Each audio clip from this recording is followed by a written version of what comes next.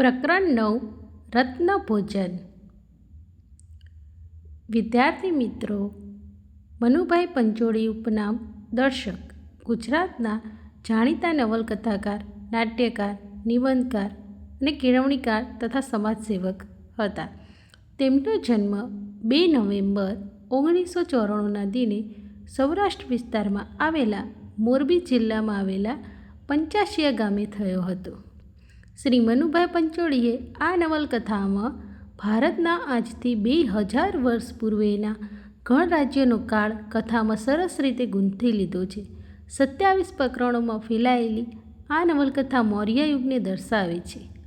આ એકમની ભાષામાં સરળતા અને સંસ્કારિતા છે. દેવ મંદિરમાં બેસતા મહર્ષિ એલે એક ક્ષણ માટે ઉંબર પર માથું ટેકવ્યું. મનમાં બોલ્યા, આજ્ઞા. આનંદને પાછળ આવવા ઈશારો કરી અંદર બેઠા. પહેલાં મૂર્તિ જે જગ્યાએ હશે ત્યાં કાકડો સળગાવી કંઈ તપાસ્યું. પછી સાથે લાવેલ અણીદાર ખીલાને એક જગ્યાએ ભરાવીને જોર કર્યું. આનંદના આશ્ચર્ય વચ્ચે પથ્થરો ખસતો લાગ્યો. થોડીવારમાં માણસ જાય તેટલી જગ્યા થઈ. થોડીવાર બેસીએ, ભૂગર્ભ ગૃહમાં હવા જવા દે. થોડી વધારે કાકડો સળગાવી અંદર બેઠા. આનંદે જોયું તો મંદિરનો નીચેનો આખો ભાગ પહોળો હતો. કોઈક એને અવારનવાર સાફ રાખતું હોય તેમ લાગ્યું.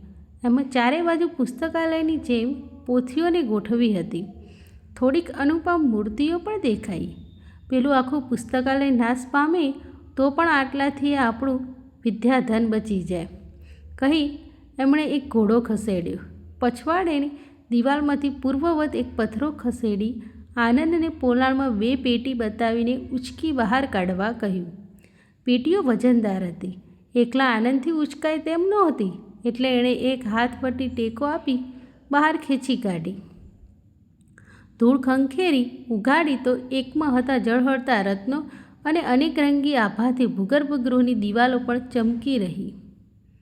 એમાંના થોડાક રત્નોને એક પોટલીમાં બાંધી લેવાનું કહી એણે બીજી પેટી ઉઘાડી. એમાં હતા સુવર્ણ તથા રજતના ટુકડાઓ. એની બીજી પોટલી બાંધી. ફરી પાછી પેટી હતી ત્યાં મૂકી પથ્થર ખસેડી પુસ્તકના ઘોડાને યથાસ્થિત ગોઠવ્યો. આ છે વિદ્યાપીઠનો ધન ભંડાર કહી ઘોડા પરથી એક પુસ્તક બગલમાં મારી બંને બહાર નીકળ્યા. આનંદ એવો તો મંત્રમુગ્ધ થઈ ગયો કે અડધા રસ્તા સુધી કશું બોલ્યો નહીં. નહીં તોય માનવગણ તો ખરીદી શકાય એટલી કિંમતનો એ રત્ન સંગ્રહ હતો. આટલું ધન છતાં આપ કેમ વિદ્યાલય ઊભું કરતા નથી? વિદ્યાલય મારા પર ઊભું કરવા માગું છું, ધન પર નહીં. એટલે આ છે છતાં તમે નગરસભા ઉપર સારું ન પહોંચો એ જ અમારું ગૌરવની મૂડી છે. ઉદર પોષણ માટે રોજ ભિક્ષા માંગતા અમને શરમ કે કંટાળો આવશે તે દિવસે સરસ્વતી રિસાઈ જશે. સરસ્વતી વાસી અન્ન પર નથી નભતી. સાંજે સૌ આમંત્રિત આવવાની વેળા થઈ. બધા જ શિષ્યો આનંદ અને ચારુલતાએ ચોગાન વાળીને સાફ કર્યું હતું. પાણી છાંટી રંગાવલી પૂરી હતી. આસનો પાથરી દીધા હતા. જુદા જુદા ઓટા પર તક્ષશિલાના મશહૂર ધૂપના કોળિયા સળગાવ્યા હતા. એલે આજે કૃષ્ણને આગ્રહ કરી સજાવી હતી. એમને સંતોષ ન થતો. આમંત્રિતો આવી ગયા. યવન સામંતને એના સાગરીતો બરાબર બની ઠરીને આવ્યા હતા. શક સરદારોએ પણ સુઘડ દેખાવામાં કાળજી રાખી હતી. માત્ર મેનેન્દ્ર રોજના કરતાં ઉલટો સાદો દેખાતો હતો. એણે પાસે કંઈ હથિયાર રાખ્યું નહોતું. પાદ 3 પણ આવાસે મૂકીને અડવાણા પગે જ આવ્યો હતો. એલેને જોતાં જ એ દંડવત પડી ગયો. મેનેન્દ્ર, તું તો હવે મોટો થઈ ગયો, એને ઊભો કરતા મહર્ષિએ સ્નેહથી કહ્યું. શક સરદારો પણ એમના ક્ષત્રપની યથારીતિ અનુસર્યા. યવન સામંતને પણ ન છૂટકે અનુસરવું પડ્યું. મેનેન્દ્રએ એના સરદારોને પંક્તિ એક રાખી હતી. અન્ય સૌ સામી પંક્તિમાં બેઠા હતા. થોડીવારે અંદરથી પીરસાઈને થાળ આવવા માંડ્યા. સૌને નવાઈ લાગી કે શક સરદારોના થાળમાં ભોજન સામગ્રીની જગ્યાએ રત્ન અને સુવર્ણ રજતના ટુકડા પીરસ્યા હતા. અન્ય સૌના થાળમાં હતો કંસાર.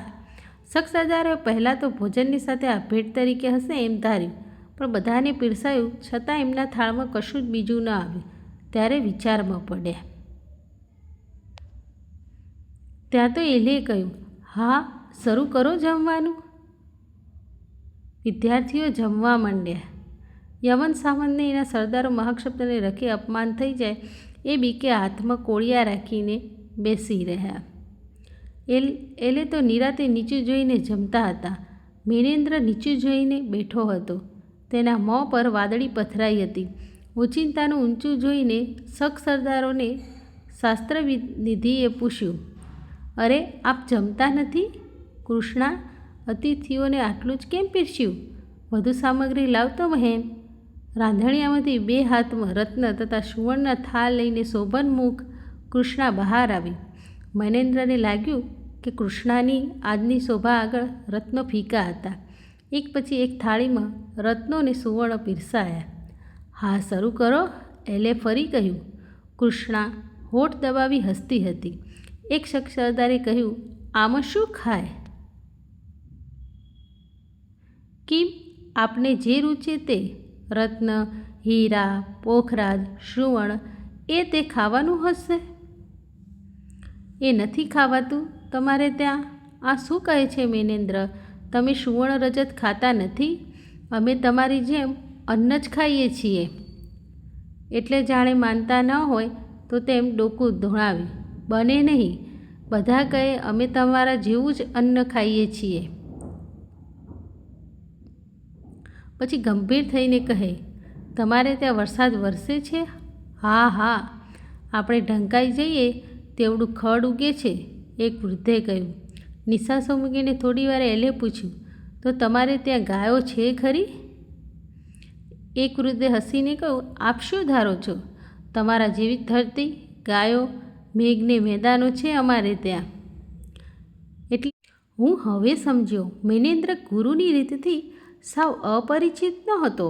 એ સમજ્યો મહર્ષિ કંઈક ઉપદેશવા જ માગે છે. એણે હાથ જોડીને કહ્યું, અમે બધા સાવ જડસું છીએ. સૂત્રમાં કહો તે અર્ધ પશુઓને નહીં સમજાય.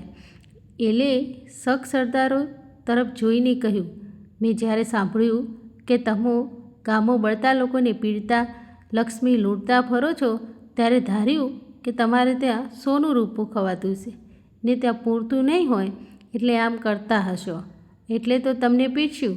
પણ જ્યારે મેં જાણ્યું કે તમે તો અમારા જેવું જ અનાજ ખાઓ છો, ત્યારે વળી થયું કે કદાચ તમારી તરફ વરસાદ નહીં હોય.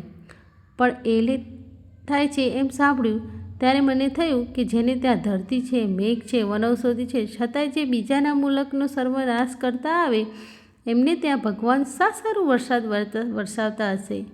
એટલે મેં પૂછ્યું કે તમારે ત્યાં ગાયો છે?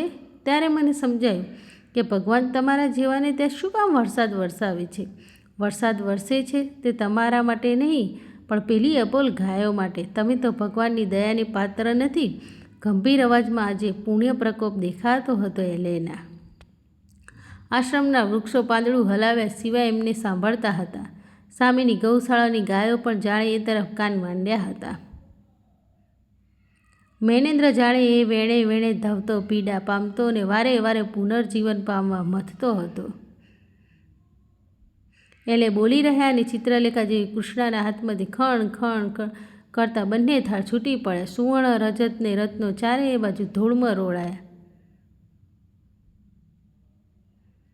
સારાંશ: આ સરસ મજાની નવલકથા છે. આનંદ, સુચરિતા, કૃષ્ણ અને સુદત્ત આ નવલકથાના મુખ્ય પાત્રો છે. તેમજ મહાકશ્યપ અને મહર્ષિ એલે એ 2 પાત્રો તેજસ્વી અને પ્રેરણાદાયી પાત્રો છે. દુનિયાના સેંકડો બૌદ્ધિકોની મૂર્ખતાને મામરિક રીતે રજૂ કરવામાં આવી છે. સુવર્ણ અને ધનના મોહથી આક્રમણ કરી રહેલા મહાક્ષત્રપ મેનેન્દ્રને મહર્ષિ એલે કઈ રીતે ઝાંખો પાડીને જીવનનું સત્ય સમજાવે છે. જીવનની અંદર ભોજન સર્વશ્રેષ્ઠ હોય છે, પણ ભોજન કઈ રીતે આરોગી શકાય એ તેનું મહત્ત્વ શું છે તે એક શિક્ષક દ્વારા તેના વિદ્યાર્થી મેનેન્દ્રને સમજાવવામાં આવે છે. આથી જ કહી શકાય કે સોના ચાંદી હીરા સાથે ખોરાક ખરીદી શકો છો, પરંતુ ભૂખ નથી. મહેનત કરશો તો ભૂખ લાગશે. એટલે સૂકો રોટલો મીઠો લાગશે.